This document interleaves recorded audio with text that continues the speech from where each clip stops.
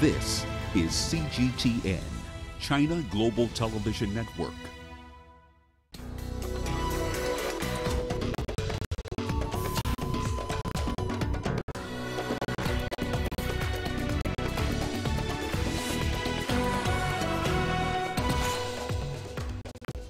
Cyclone Idai leaves behind a trail of destruction. 200 people dead in Mozambique, 98 in Zimbabwe.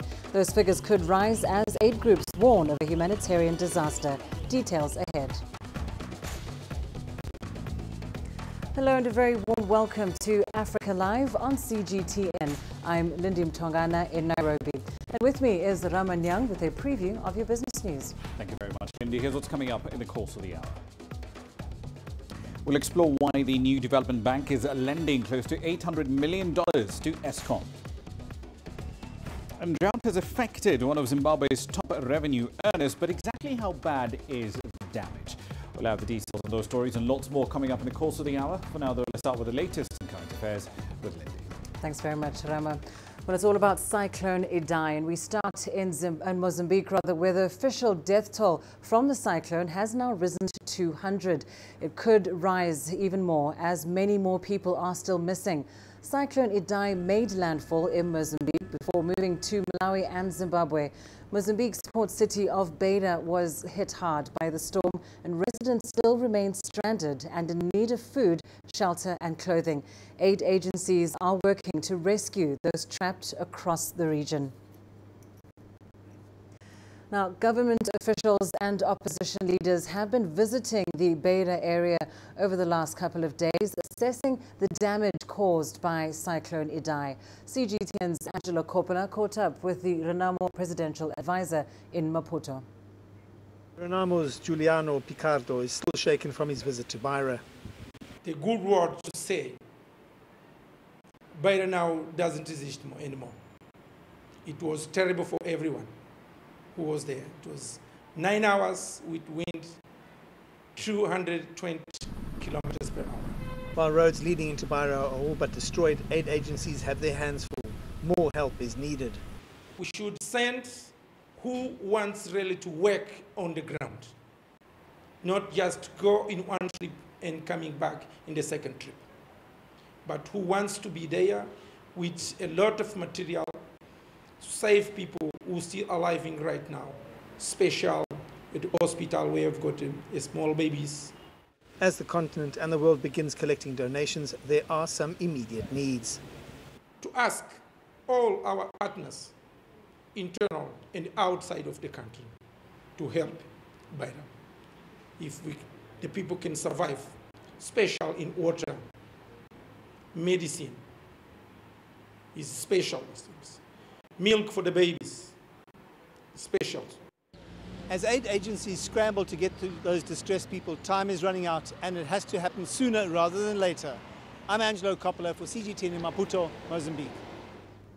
Well, let's bring you the very latest now from Mozambique. We're joined by CGTN's Angelo Coppola from the capital, Maputo. Of course, Angelo, just from your report, it's very clear that rescue teams are facing some serious challenges there. Just talk us through the details of what is happening as far as rescue operations are concerned. Lindy, it's really tight at the moment. We heard this morning that 11 of the helicopters that are stationed at Beira Airport were actually grounded due to poor weather and poor light.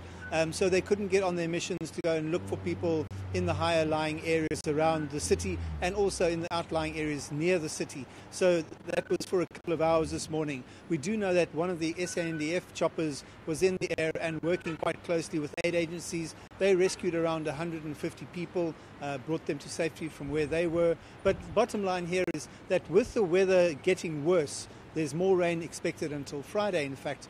Rescue missions are probably going to be kept to a minimum because of safety concerns for the chopper pilots. And that's the only way that the aid agencies are actually getting to the outlying areas is via chopper to go and look for people who are in distress. So as it stands right now, there is more rain expected. The light at the end of this particular tunnel is the rain is expected to ease by Friday. However, there are two rivers that flow into into Beira itself. And if the rain continues in Zimbabwe, it's going to flow in and we're going to see flooding again. And we might have a bigger issue then, Lindy.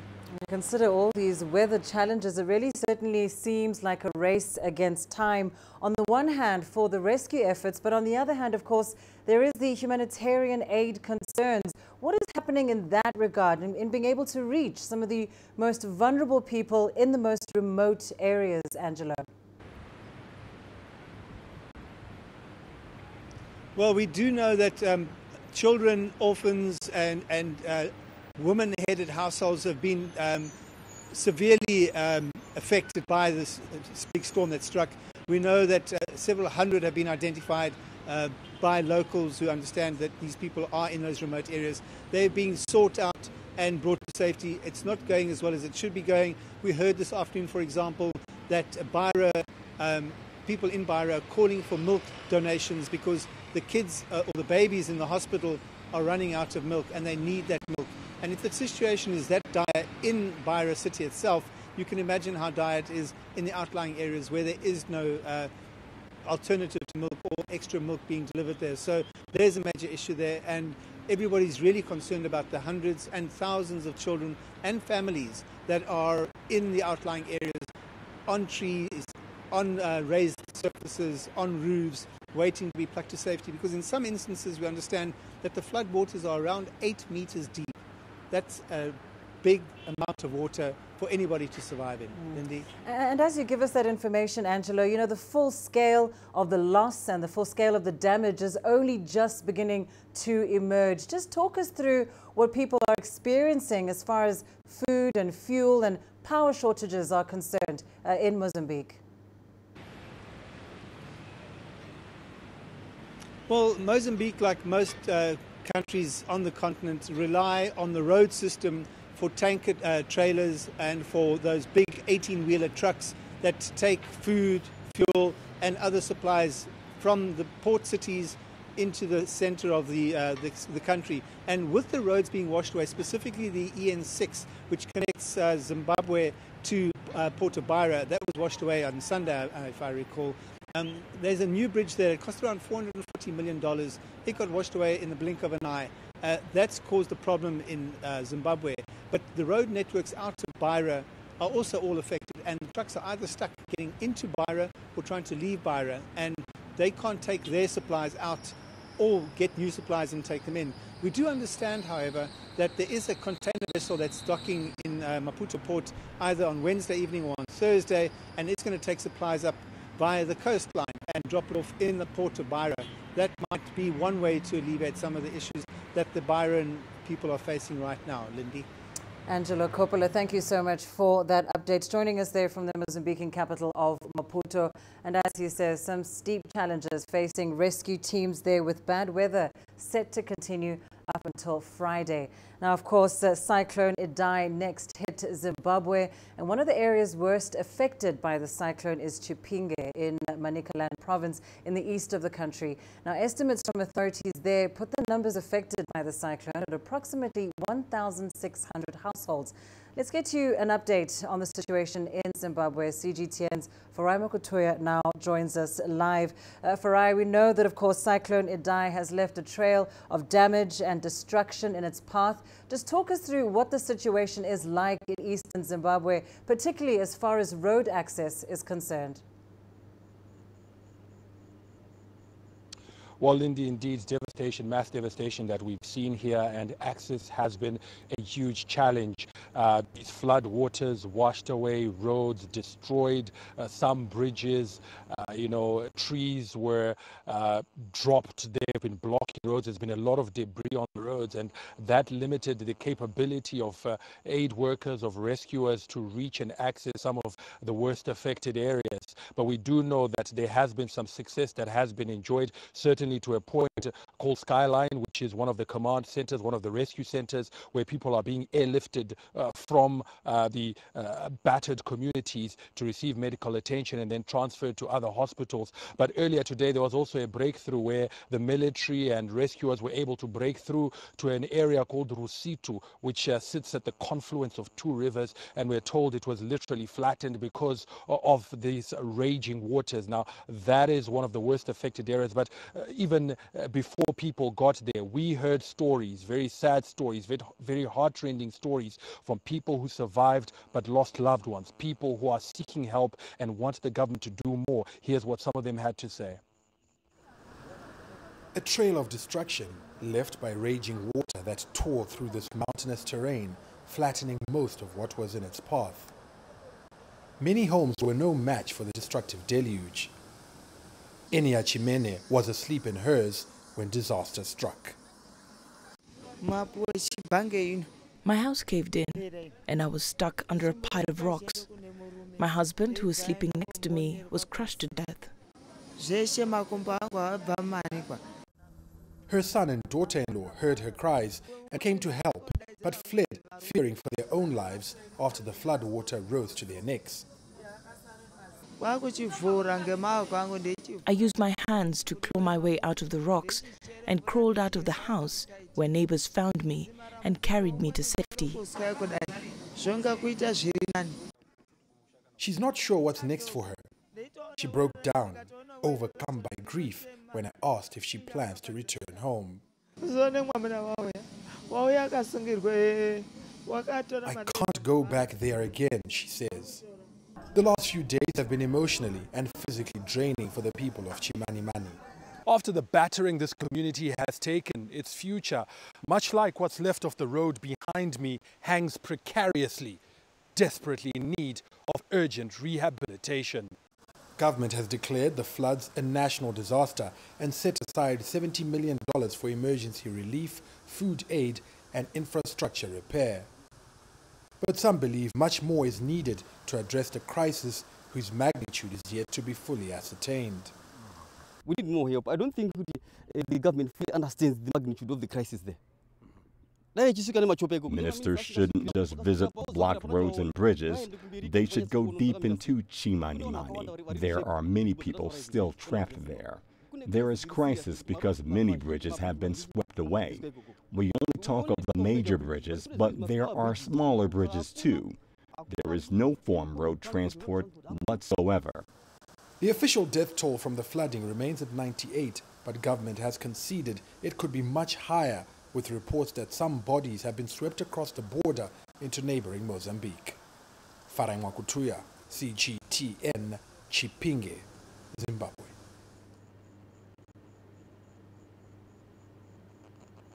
Well, that is the scale of destruction and devastation in Chimanimani and Chipinge and these eastern highlands, and the level of despondency and, just loss that many people have suffered here. Some saying they won't go back, as that lady said in that story. But certainly we know President Emmerson Mnangagwa was here earlier. He visited and toured some of the areas, heard their concerns and what more they would like government to do. It was very clear that there's enough food aid to feed all the people that have been affected. But it was also very clear that going forward, there will be strict and stringent regulations in terms of building to make sure that the homes that are put up in this area can be able to withstand another disaster of this nature should it occur. Lindy. Well, thank you so much, Farai Mokutoya, joining us there from Chipinge in eastern Zimbabwe, one of the areas worst affected by Cyclone Idai. Well, let's go now to Malawi, of course, itself still reeling from the effects of that cyclone. The situation pertaining to women and girls affected by the devastating floods there remains particularly difficult. The lack of adequate maternal health care has put pregnant women at high risk. Lactating mothers are even facing challenges such as maintaining general hygiene. Our reporter Daniel Arap-Moy is in Malawi. He brings us more. Nsanje is among the districts that are grappling with inadequate maternal health care facilities in southern Malawi. According to UNFPA estimates, there are approximately 5,000 pregnant women among the displaced scattered across the 185 evacuation camps.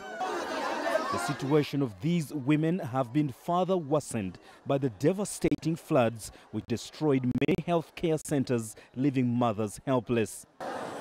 According to healthcare workers, family planning among displaced people remains a big challenge. One of the biggest challenges is the family planning services, because since Monday, some patients, one of the victims, have been coming one by one looking for family planning services.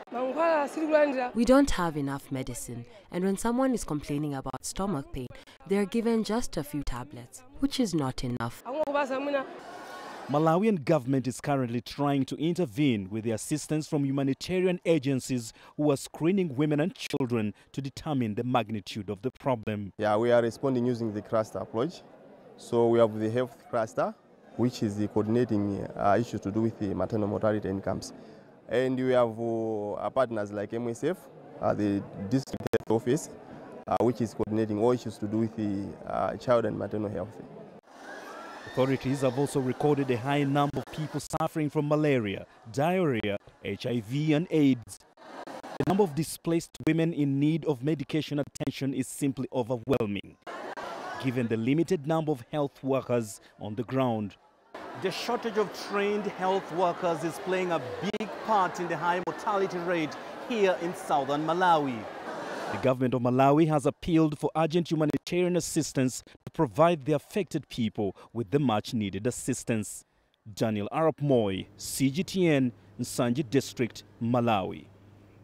Well, those calls for humanitarian assistance are being heard. The Tanzanian government has in fact responded and is sending relief supplies to neighboring Mozambique, Zimbabwe and Malawi. The aid package includes food and medical equipment destined for areas that have been ravaged by the storm and left hundreds dead or missing. CGTN's Daniel Kijo reports.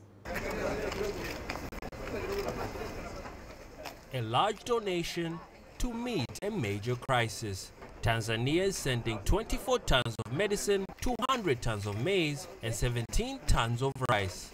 The aid is intended to help thousands of people displaced by Cyclone Idai, an intense tropical storm which slammed into Mozambique. But Tanzania's government says yet more relief is needed.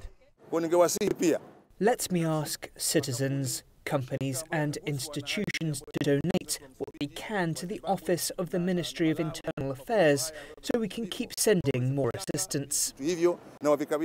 Tanzania is also sending 8 tons of medicines such as antibiotics and painkillers to its neighbors, as well as mosquito nets and bedsheet to prevent the spread of disease.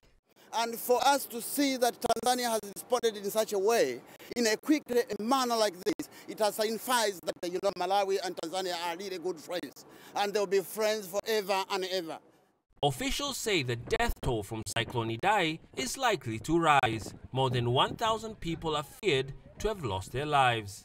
As aid makes its way to regions most in need, weather agencies anticipate significant rainfall still to come as the tropical system continues to move inland, bringing widespread flooding to parts of Zimbabwe and southern Malawi. Daniel Kijo, CGTN, Dar es Salaam, Tanzania. Well, that is where we leave our coverage of Cyclone Idai for now. We will certainly keep following the aftermath of this weather disaster in the days ahead. Time now for a short break. Coming up, a boat carrying 27 migrants capsizes off the coast of Libya. And with just over a week to go before Britain leaves the EU, Prime Minister Theresa May is asking Brussels for a delay to Brexit. You don't find the stories of North Africa by sitting on the sidelines. You've got to get out, go there, and you'll find them. In the bazaars of Casablanca, among the crowds in Cairo, who come to visit Cairo, the ancient capital of Egypt. Along the waters of the Nile, along the sands of the Sahara. No one else will take you where we can in North Africa. No one else will show you what it's all about. CGTN, see the difference.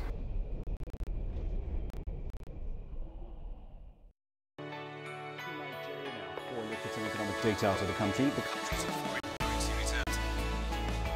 With a dedicated and diverse team of anchors, CGTN now brings Africa to the palm of your hand.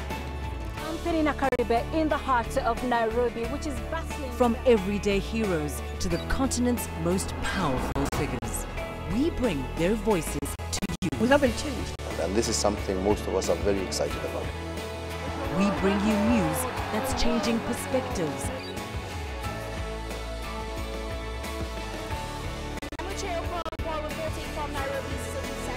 News that brings Africa to the world.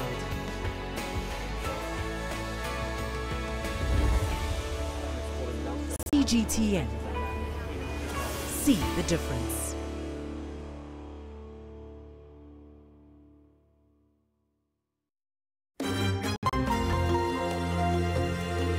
Africa Live.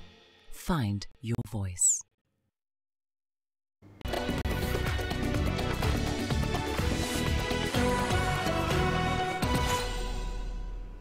Welcome back. We start in Somalia now, where a report by Amnesty International is accusing the U.S. military of committing human rights violations. The report pointed to evidence of a number of civilian casualties in recent U.S. strikes targeting al-Shabaab in the country. From Mogadishu, here's CGTN's Abdulaziz Billah with more. The United States Army has denied allegations that it killed and wounded civilians in some of its aerial attacks against the al-Qaeda-linked jihadists al-Shabaab in several parts of Somalia. The report by Amnesty International, titled "The Hidden U.S. War in Somalia," among others, indicates that up to 14 civilians were killed during 5 airstrikes in Somalia in the last 2 years under U.S. President Donald Trump. The report quotes dozens of eyewitnesses, including satellite imagery and social media posts, as evidence of civilian deaths in the Lower Shabelle region, the epicenter of the conflict in Somalia. Strikes have since doubled under Trump's presidency, from 35 in 2017 to 47 last year. The U.S. Africa Command has carried out at least 24 aerial strikes against al-Shabaab in the first quarter of 2019. Analysts are worried that civilian body count will likely to grow as U.S. intensifies its aerial strikes. Civilian casualties is a must in every conflict. Both sides in every conflict understand that. The latest findings by Amnesty International paint a horrific picture of war against terrorism. This is the outcome of increased aerial attacks and Trump's directive to relax rules of engagement. Since taking office 2 years ago, Trump relaxed rules of engagement, granting his military generals a broader authority to carry out aerial strikes against hostile targets to U.S. interests. In August 2017, the U.S. Army was accused of killing 10 unarmed civilians, including 3 children, on a farm in the town of Beira, about 50 kilometers west of Mogadishu. Months later, a team of U.S. investigators concluded no wrongdoing on their part in that raid. Thousands of civilians have been forced to flee from the middle and lower Shabelle regions as U.S. forces increase their drone activities in that area. Rights groups indicate that more than 10,000 civilians fled in 2017, just as Trump took office. That number has since doubled as Washington continues to carry out more attacks in regions near Mogadishu. Nearly all the 24 aerial strikes took place in regions near Mogadishu. Explosive-laden vehicles bound for the city were destroyed in several strikes. The strikes are useful on one end, but must be regulated to ensure no civilian casualties. Hundreds of militants have been neutralized in some of recent U.S. aerial attacks, including a deadly one in January that killed more than 73 fighters on the outskirts of the port city of Kismayo, some 500 kilometers south of Mogadishu. The U.S. Africa Command says that most of these strikes are in support of partner forces, including the Somali Army and the African Union peacekeeping mission AMISOM. Meanwhile, Mogadishu will continue to bear the brunt of displaced persons fleeing from both al-Shabaab and aerial attacks, with no end in sight to the conflict that has lasted for over a decade. Abdulaziz Billah, CGTN, Mogadishu, Somalia. And staying with Somalia, African Union forces from Kenya have vacated several military bases along the border between the two countries. Leaders in Somalia are questioning the move, saying it will expose the country to al-Shabaab threats. Now, earlier I spoke to retired Brigadier General Mohammed Ahmed, a senior security advisor at the Horn Institute, and here's what he had to say. The Kenyan action is not an isolated action. in the sense that Kenya is conforming actually to the concept of operations for AMISOM, which were drafted last year, which called for first reduction of troops from January 2019. The plan now that's happening is the actions for the period January 2019. The fact that it comes around that time makes it look very awkward. But technically, what's happening is, in line with the overall handover to Somalian national forces, the action starts now and will end in 2021, when we see the national elections being held at the end of that. What is being left now in terms of those movements are conforming to configurations and readjustments in line with that AMISOM concept of operations. For how long will we prepare the Somali national forces? It's been almost, for Kenya, almost 6 years now. And also for AMISOM, every day we say, prepare the Somali national forces. They're not ready. They're not ready. And the only way to make sure they're ready is to do such an action where you plan with them, agree with them, and tell them where we live, please fill those gaps. It's a challenge for them, the challenge for us, the challenge for everybody, but something that must happen right now. Let's go to Burkina Faso now, where 2 teachers that had been kidnapped have now been killed, according to the Ministry of Education. They were kidnapped on the 11th of March and then buried on Tuesday. Government forces say the kidnapping was aimed at scaring teachers into abandoning their posts in the region. Both were working in the town of Jubo, where teachers are regularly threatened. In 3 areas affected by an upsurge in violence by Islamist militant groups in Burkina Faso, nearly 40% of schools have closed in recent months. These regions are in the north of the country, bordering Mali and Niger, where jihadist militants have operated for several years. Now, a boat carrying around 27 migrants from various sub-Saharan African countries has sunk off the coast of Libya. Karen Roberts has the details. These are the survivors of a boat which sank off the Libyan coast on Tuesday. In shock and defeated, these African migrants were seeking a better life in Europe. Instead, some are now receiving treatment in hospital. We were in the middle of the water. The captain said we couldn't continue. Then the side of a wave hit us. 2 children died, 2 newborn babies. My leg broke. Girls with broken legs, pregnant women were stuck in the water.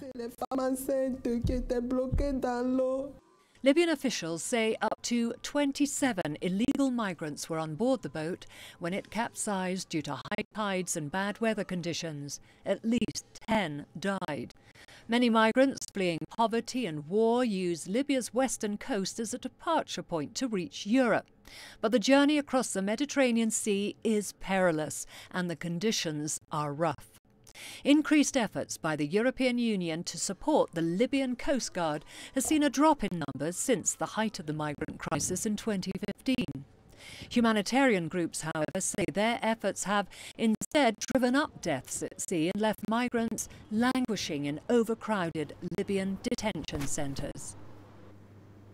In international news, let's go to the UK now, where Prime Minister Theresa May has asked the European Union for a 3-month delay to Brexit. This comes as the British leader failed to get a deal ratified by Parliament, leaving the United Kingdom's departure from the EU in turmoil.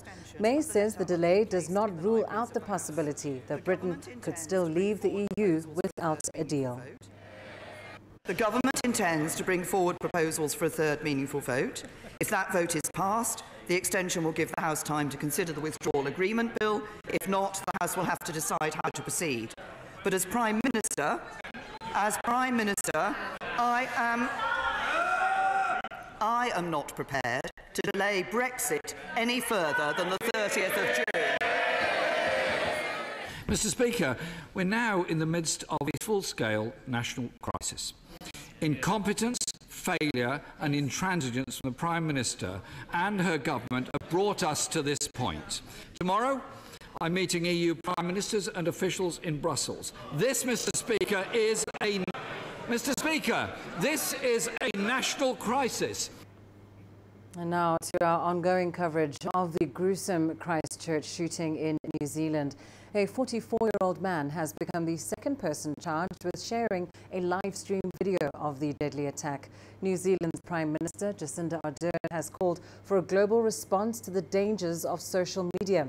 CGTN's Owen Poland tells us more.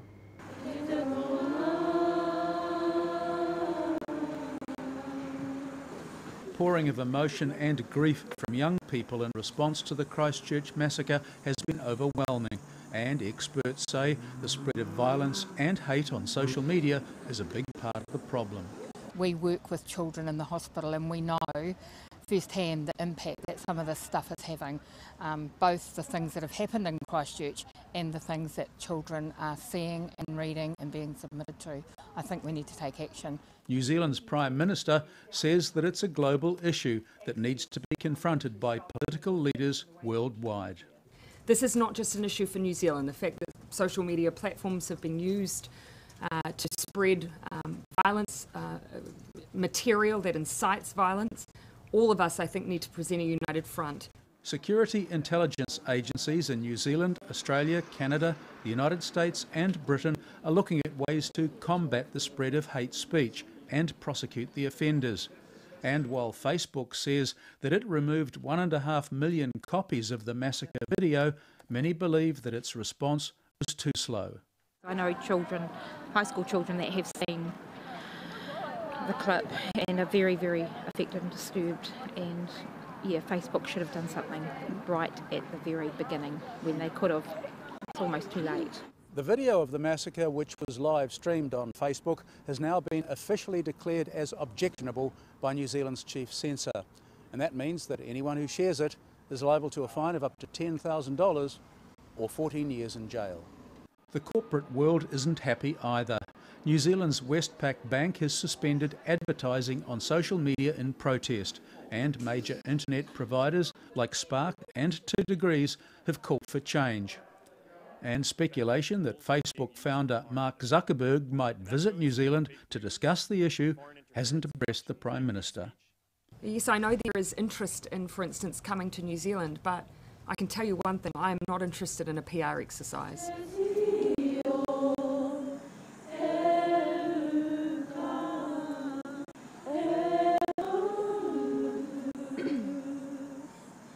One of the organisers of this student tribute says the solution is really simple.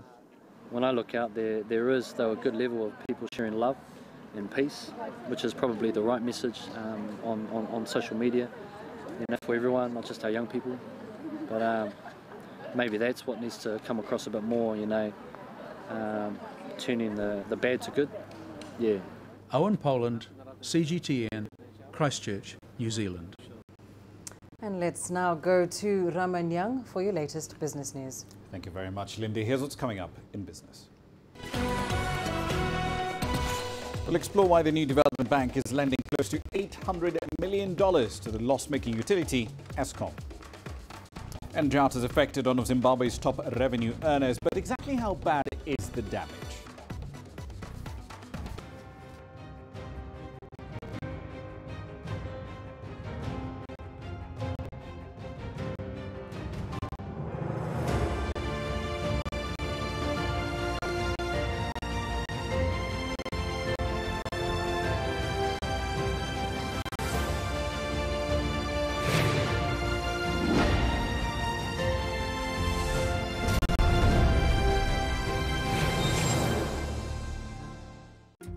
Africa is the nexus of enterprise, and global business will tell you why it matters. From the mega investment projects to multi-billion-dollar mergers and acquisitions. Africa today collects, just in terms of revenues from taxes alone, $545 billion a year. If you take 10% of that and you devote it to the energy sector, problem solved. All this on Global Business, weekdays at this time on CGTN. Business in Africa is at the crossroad, where opportunity meets innovation, where profitable new markets collide with global trends. From the sound of an African bell on a stock market's floor to the shout of the trader in a bustling free market, it's colorful, vibrant and exotic. CGTN stands at the gateway to Europe, Africa and the Middle East. From Morocco to South Africa, we talk to the deal makers and actors who fuel these engines of growth. Only on CGTN.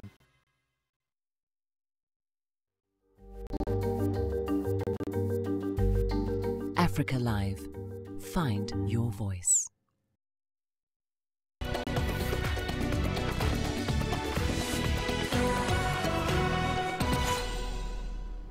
Welcome back. So let's start with a BRICS-supported new development bank. It plans to lend as much as $780 million to Eskom for infrastructure projects this year.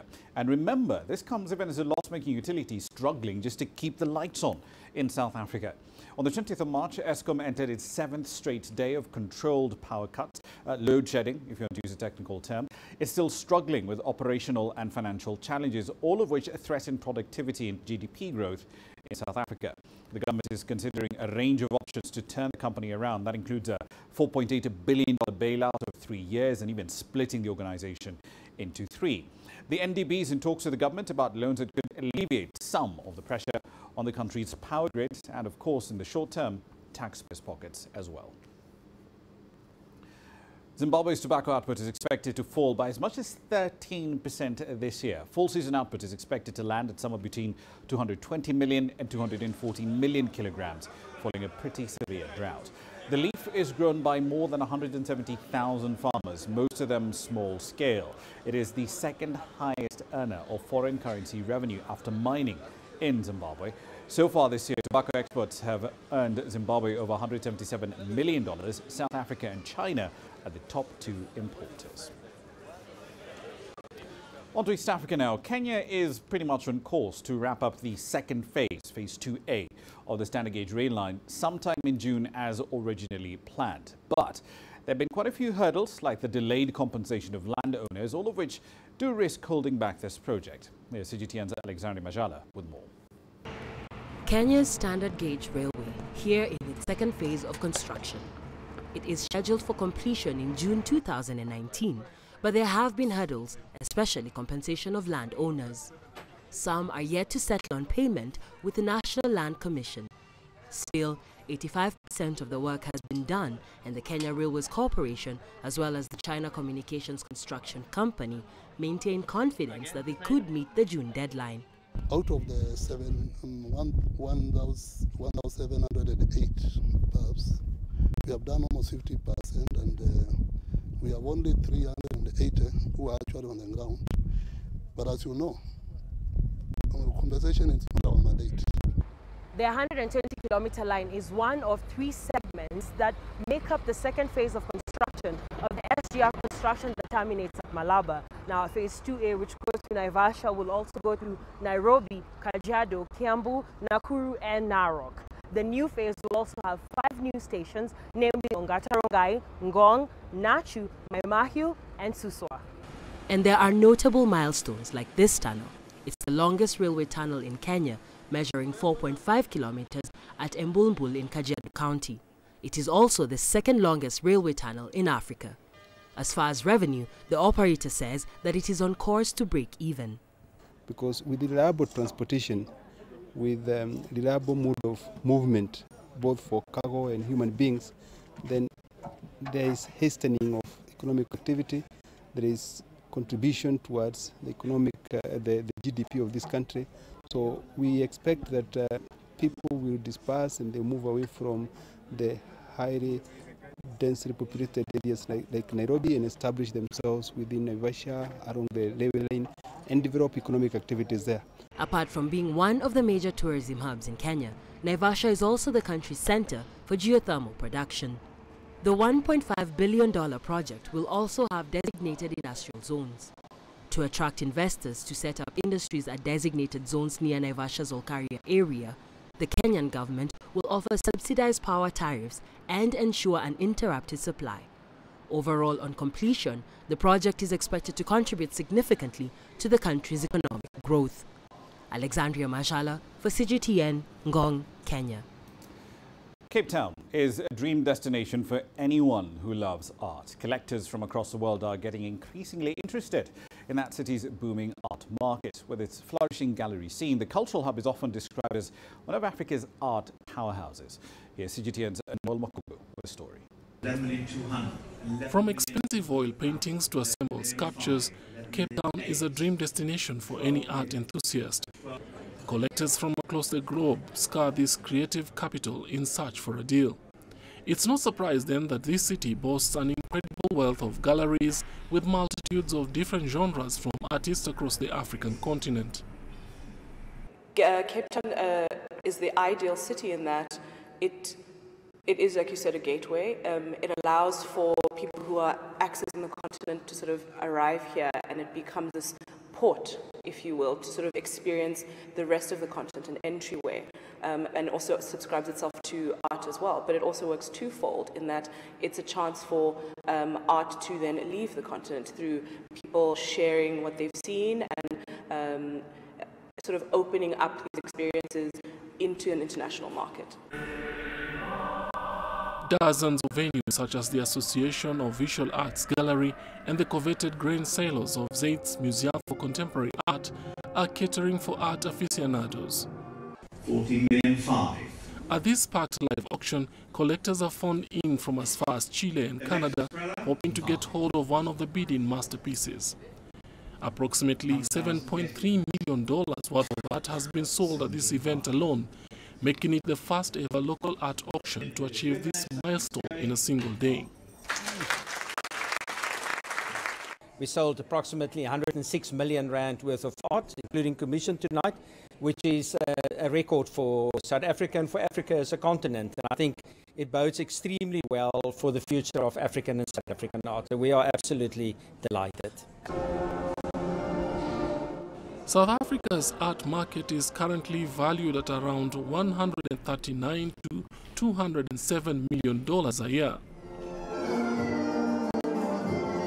And through this visual nation, art continues to become the port experience at this African continent. Olmakugu, CGTN. Finally, Google has unleashed its play for the gaming industry, and the pitch is simple. It's browser-based video game streaming as a service, and they're calling it Stadia. Now, the service aims to capitalize on the company's vast network of cloud technology and global network of data centers. As designed, Stadia should allow users to play games through their browser without waiting for content to be downloaded onto a device. And that ideally should make access to games, even AAA titles, your Call of Duties, your Assassin's Creeds, as easy as watching a video on YouTube. But the thing is, Google is still very tight-lipped about pricing or even the titles that will be available.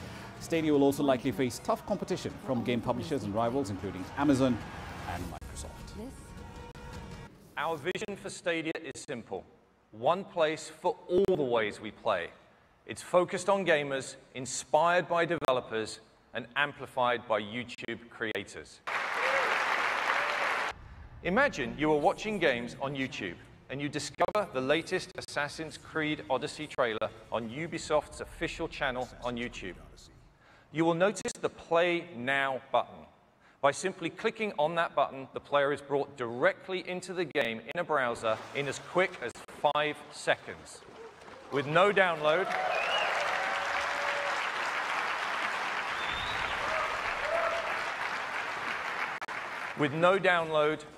no patch, no update, and no install. Stadia offers instant access to play. Our platform vision for Stadia is to reduce the friction between getting excited about a game and playing a game.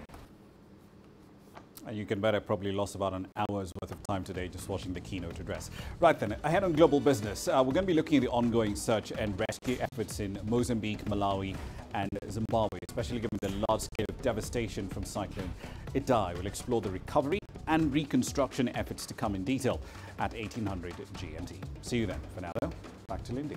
Thanks very much, Rahmah. Well, let's take a short break. Here's what's coming up on the program. Up next, we see how a contemporary dance studio in Senegal celebrates African heritage. When you look at Africa, what do you really see?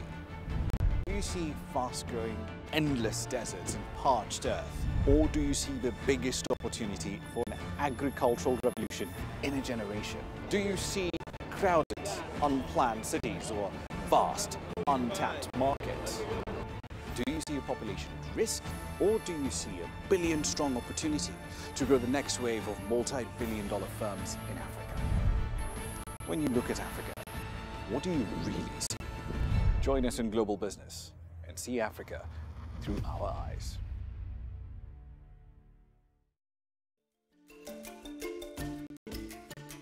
Africa Live. Find your voice.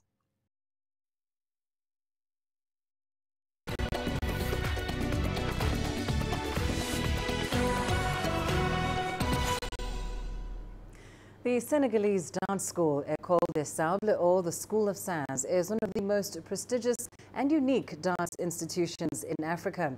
The school fuses traditional and contemporary African moves and attracts students from around the world. CGTN's Wilkista Nyabwa has more.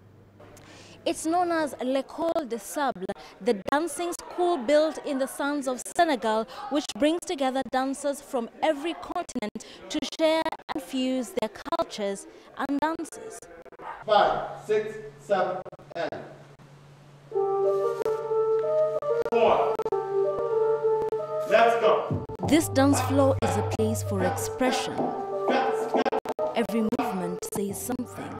Through dance, the students share their stories and histories, bridging a gap that words just can't fill. This is the vision Jermaine Akonyi had when she founded the school over 20 years ago. After living in Europe for a few years, Jermaine and her husband Helmut decided to return to her home country, Senegal, to share their love of dance with African students. There was nothing else in Africa a place which offered the dancers, the young dancers, a professional education. And it's clear, if you want to become good, if you want to make a career, if you want to reach some excellency, you have to have an education. We decided to have this village, an African dancer from Francophone, Anglophone and Lusophone meet here, and you know also all continents, they come here to meet, to share. And the goal is to give the most level education of the African dancer. They didn't have much money, so the dancers danced in the sand. That's how the school got its name. But things have since changed. There's a modern dance studio now, and dancers from other continents are eager to visit the school too. They want to learn from Jermaine, who is widely acknowledged as the grand dame of contemporary African dance. She created the techniques used today.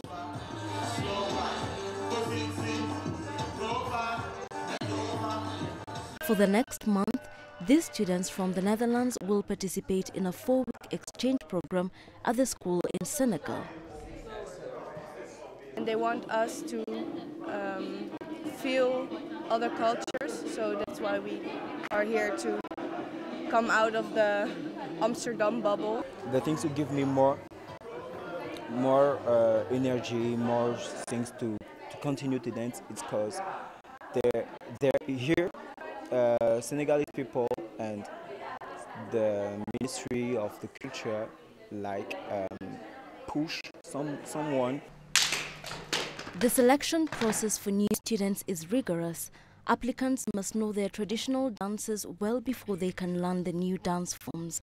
So when these dancers from other continents come here, they discover what are the values, the power, the strengths, the energy, the variety, incredible variety of African dances. Watching the students mingle and dance, 74-year-old Jermaine is content.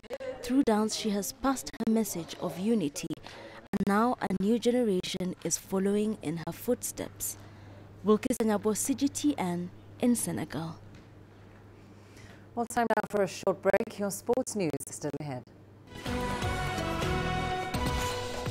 South Africa officially bids to host the 2023